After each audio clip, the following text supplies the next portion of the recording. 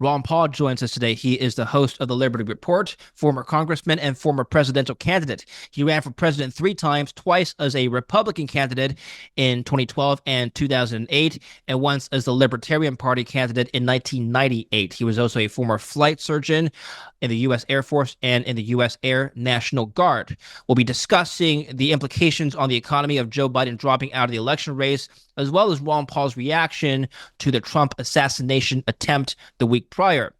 Now, President Biden, will be making an address to the nation live today on Wednesday, 8 p.m. Eastern time. So we're speaking ahead of this live address. Very exciting episode we have today. It's brought to you by NordVPN, but more on that later. Dr. Paul, always good to see you. Welcome back to the show. David, it's nice to be with you again. How are you doing right now? Are you in good health? I'm in good health. Our weather's in bad health. We've had a little hurricane here last week or so. We're recovering, but everything's going well. Oh, good to hear. Well, I think my audience and a lot of people in America and abroad would like to hear your thoughts on what's been going on in the political landscape. Much has happened in the last 2 weeks. Let's start with Joe Biden's dropping out of the election race. Now, given that he's resigned supposedly on the basis of deteriorating mental health and fitness, the question remains, well, if he's unfit to run for office, well, he's unfit to rule the office to begin with. So the question that a lot of people on the internet have been asking is, who's been running the country for the last 4 years? Well, probably the same group that was running it before that. I believe strongly that there is a tremendous influence by very powerful people. When we were hearing the news about Biden dropping out and what they were doing, then there was a meeting and his fundraisers went there and his fundraiser said, no more money. And so there's a lot of people behind big government that have a lot at stake. And they're the ones that we don't see and hear too much about. But I think so often what they do is they have distractions. Let's say that we've paid a lot of attention to Biden and whether he was leaving and what he hasn't done. But maybe the distraction is for other reasons. Maybe there's a military event someplace, an invasion of another country, and we're doing things that we shouldn't be doing, and it gets no attention whatsoever.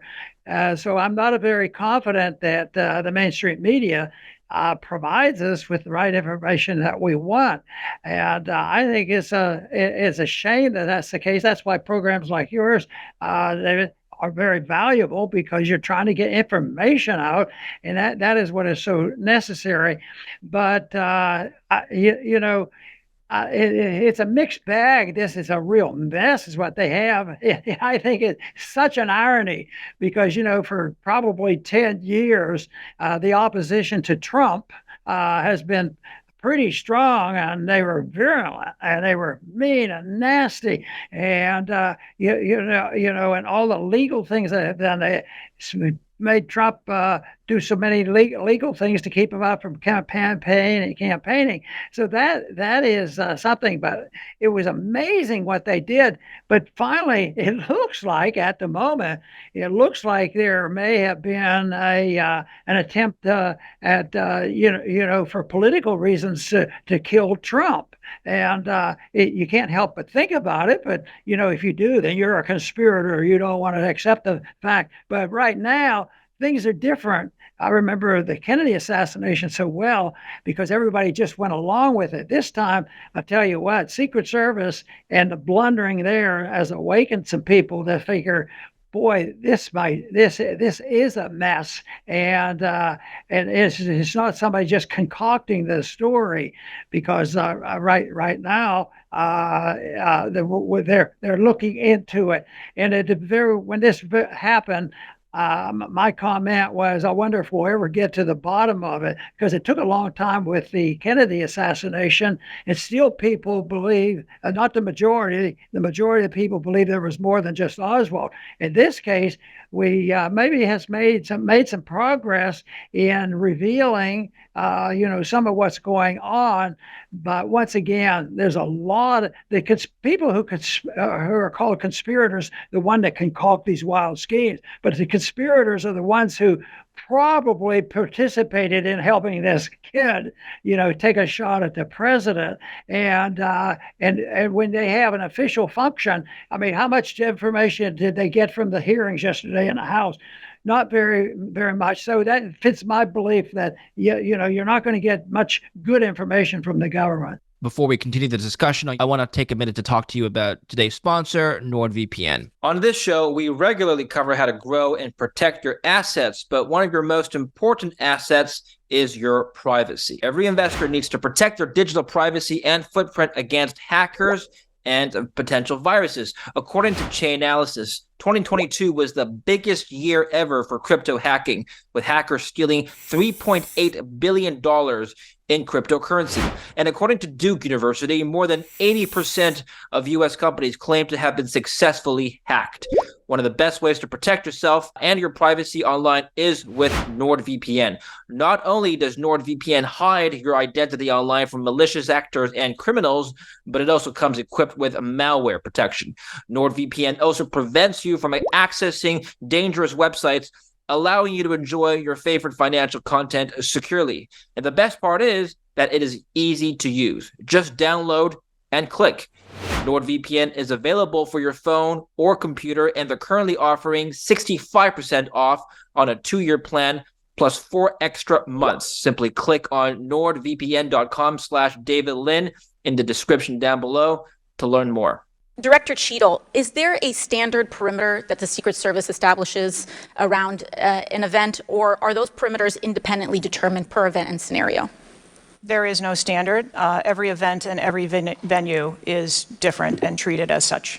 So each event has a different perimeter that is established depending on the logistics of that event. Now, you established earlier that the building upon which the shooter operated from was outside of that established perimeter, correct, for the Butler, Pennsylvania event? It was outside of our secure perimeter, yes. Now, that building was, I believe, 500. How far away was that building from the president? It was approximately 200 yards. 200 yards. Now, the individual used an AR-15 in order to act out his assassination attempt. An AR-15 has a range of about 400 to 600 yards. My question is, why does the Secret Service perimeter, why is the Secret Service protective perimeter shorter than one of the most popular semi-automatic weapons in the United States? There are a number of weapons out there with a number of ranges. Again, an advance was completed. The determination of the perimeter, I'm not going to speak to specifics, but there are a number of factors that are taken into account when we determine our perimeter. Some of it has to do with terrain, some of it has to do with buildings, some of it has to do with assets and resources that are available. Dr. Paul, what's your response to what I just played? Well, what we're listening to is a lot of bad decisions made, and that you wonder why is that? There's a lot of holes in that perimeter, and but it sort of fits my concerns learned by watching what was going on with the Kennedy assassination. There has to be people involved there. I mean, there were wide open holes, and that to me is all gibberish, and it's unbelievable the amount of details that they dug out of the Kennedy assassination, and they will on this one too, on who did what when. And you don't need everybody in the Secret Service and the FBI to participate in that. All you need is about 6 or 7 or 10 people, dedicated. I'm on your team. We're going to take care of that, and we'll work this out. It just seems that it is so inept. But the one thing is, if the Secret Service was doing their job, of course, this perimeter stuff nonsense would not have to be discussed, because this wouldn't have happened. You think it wasn't just incompetence, purely incompetence on the part of Secret Service? No, but I don't know. But my guess is just from there was one time when they talked about how people vote from the head or their heart, And I always said they voted from their stomach, out of their financial things. That's what they're concerned of. The money and the power is what drives them. And the problem is this group of people that finally admitted that they had been lying all along about the computer for Hunter.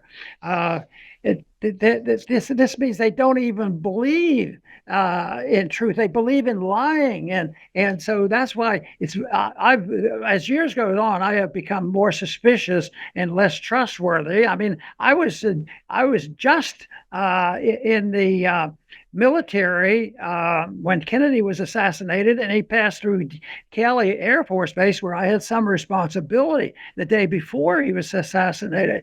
But I would say I was very naive at that point in my life. And over the years, it just shows that it's natural. And I remember though when the commission met and they announced the commission, one of the commissioners said, "You will yes, we studied this, but officially you'll never know what happened really in your lifetime." And okay. I think that's the way they operate. That's where the conspiracy is. And of course, I've been working on a theory that there's been a coup of our judicial system and a lot of other things, especially since the 1960s. You actually told reporters way back, because when you ran for president as the Republican candidate, you were offered Secret Service protection. You denied it. You had told reporters, actually, I think you told Jay Leno, it's a form of welfare. You said you're having the taxpayers pay to take care of somebody. You estimated the cost of such protection at over $50,000 per day. This was back in the day, probably more now. And you viewed it as an unjustifiable expense for taxpayers. Well, if not the Secret Service, then what is the alternative, in your opinion? It has to be done by the people who are running.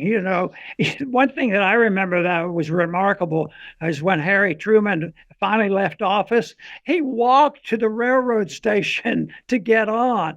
It is a terrible problem. I mean, I don't believe in the rejection of all policing and all these other things, but it could be more local. It could be volunteer. I just think of the millions and millions of dollars they spend in these campaigns.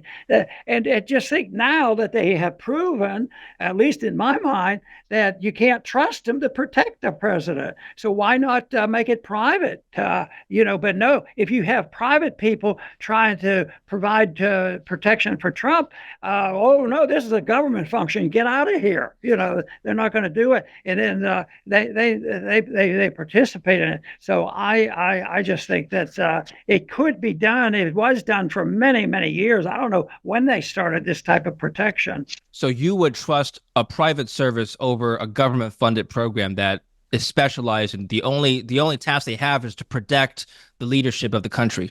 Yes, and I think we use a lot of private services. I live next door to the Dow Chemical Company, and when they worry about terrorism and after 9/11 and all this, and nobody thought that, well, soon there's going to be a big accident at Dow Chemical, but no, they had a lot of security. They've had it all along. Private property gives a good incentive to protect it, but when it's everybody's property, then it gets mixed up with political goals, and that's what happened here. This whole DEI thing is political, and it just putting the people in this. They were all very serious and decent people that seriously believe that approach, a DEI approach on how you hire people, and expect them to take care of it. But governments don't work. They're terrible, and because the bigger they get, the more corrupt they get, because the whole motivation is money and power, and so then you can't trust anybody, even though maybe 90% of the people are still trying to do a good job. So I wouldn't indict everybody in there, but I indict the system. And I'm surprised that I recognized that way back in 1988. I'd like to finish off by talking about the economy now. Trump's running mate, J.D. Vance, wants a weaker dollar. He has said that devaluing, of course, is a scary word, but what it really means is American exports become cheaper, and that's important. He believes a strong dollar has negatively impacted blue-collar jobs. Do you agree? Well, maybe on the short run that happens, but it's all manipulated.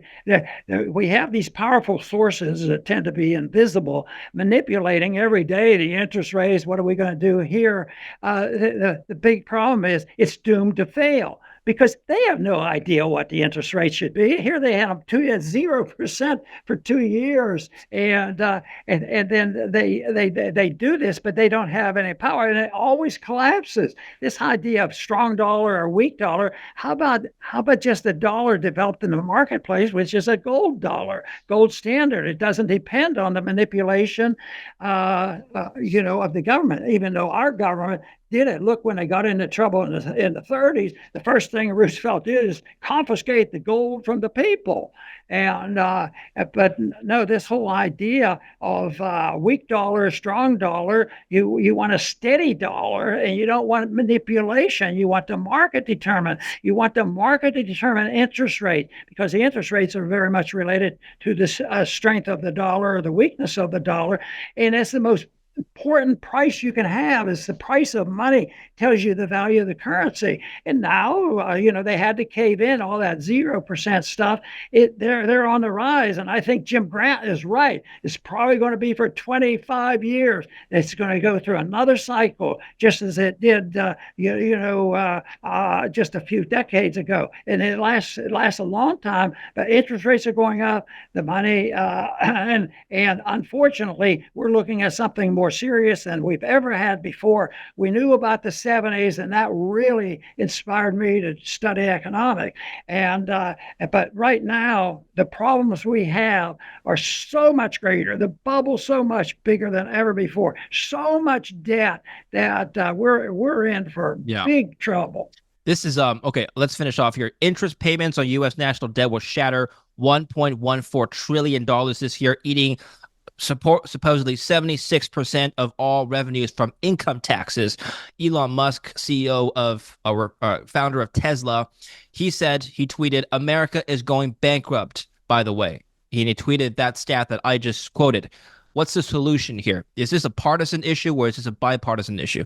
Oh, so it's bipartisan, but I'd say not going bankrupt. We are bankrupt. We're just in denial. And I think one of the most important days was August 15th, 1971. That really alerted me that the free market Austrian economics were absolutely right on what they were predicting. So we were pretending that we gained our empire, through the strength of our having the reserve currency as a consequence of World War II. So that was a big day, because we told the world, we'll run things and we'll take care of everybody. If you do what we tell you, we'll defend you, and you better watch out that if you don't do what we tell you, you're in big trouble. But that was a declaration of bankruptcy. We had already, taken the gold from the American people and cheated the American people, but we kept things together by honoring our commitment that the dollar was worth $35 an ounce.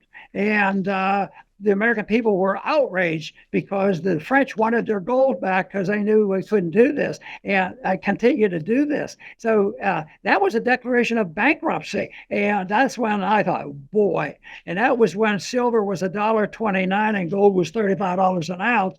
And that's when I started tinkering with, back then when I was a kid, I was a coin collector, and I coined penny. I would pick pennies out and put them in the book and that sort of thing. But just think, we don't even have a copper standard. We don't even have a nickel standard. We don't even have, a silver standard. All these things. We are bankrupt, and it's just the admission, and it's inevitable. We can't start, but it's just how's it going to evolve? Is it going to evolve with hyperinflation, or are we going to come to our senses? But there's such a great danger of violence from that, because the right thing to do is quit all this spending, put people back to work. But that would cause a lot of violence. People aren't for it. But the violence is going to be worse if we continue to do this and have Venezuela type economics for the dollar. So the dollar is weak. It's going to get a lot weaker in terms of purchasing power. Final question, I'll let you go. We have a minute left. Dr. Paul, are you concerned about more social unrest happening in the country? More social unrest? Are you? I mean, yeah, absolutely. I think that's the biggest concern, or as a consequence of what's happening. My big concern and my efforts are designed to recognizing what the problem is. We're bankrupt. Well, I've talked about that, about economics and the monetary system, but it's also a moral bankruptcy. So, and it may be, and the founders warned us about this. You can have a republic, but if you don't have a moral society, it won't work. So that is where it is. And so we have a mixed bag here right now, because the society and, the justice system is gone, and we have all this mess going on. But at the same time, we have something else going on, which is sort of not as well known, and that is the libertarian movement, the idea that liberty works, and to restore confidence and an understanding, because the rebuilding is going to be in contest with the Marxists, the cultural Marxists especially, because they want power and wealth and control wealth, and just look at it. They tried to destroy Trump. But if my suspicions are correct, they had to resort to getting rid of Trump, not only by putting him in jail, but having an assassin. That, of course, is pure speculation on my part. I have no details, but I think in time the details will come out. Okay, Dr. Paul, I appreciate your thoughts as always. Tell us where we can find you and follow your work now. Well, I do have in my daily program the Liberty Reports on Rumble, and it's at 11 o'clock Central Time, and it's the Ron Paul Institute that does that, and then that's the Liberty Report is what we call it, and we interview and talk about what we just talked about now. Thank you as always, Dr. Paul. I look forward to having you back. Thank you.